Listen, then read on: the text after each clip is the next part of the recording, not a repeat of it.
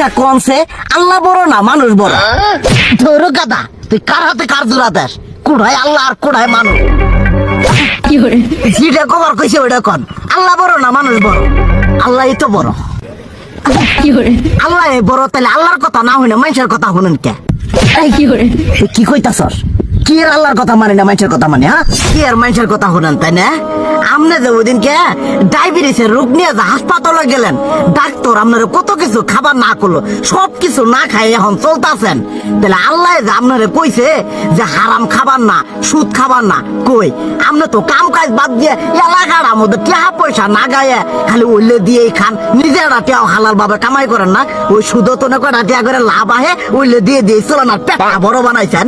শুনেন একটা কথা কই, হারামের কোনোদিন আরাম নাই।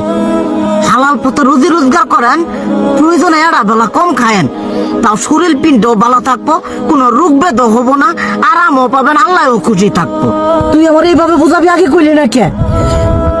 আসলে এই বিষয়টা তো আমি কখনো মাথায় এইভাবে নিইনি যে আমাদের কখনো ডাক্তার নিষেধ করলে ঠিকই আমরা নিষেধ মানি, কিন্তু উপর আল্লাহ যে কত কিছু নিষেধ করে দিয়ে সেটা মানি না। আর এই যে হারাম পথে টিয়া পয়সা কামাই করতেছেন, শরীরের মধ্যে দুনিয়া রোগ বেত হয়েছে, দেখা যাইতেছে যা টিয়া হারাম পথে কামাই করতেছেন তার তো বেশি টিয়া মনে করেন জ্বলে যাইতেছে গা বেশি। আজকের পর থেকে আমি আর এই হারাম সুদ খামো না, আমি হালাল পথে চলবো, হালাল টাকা পয়সা ইনকাম করবো। এতে করে যদি একবেলা কমও খাইতে হয় তবুও খামো, তবু আমি আর এই হারাম পথে চলবো না। আচ্ছা ঠিক আছে।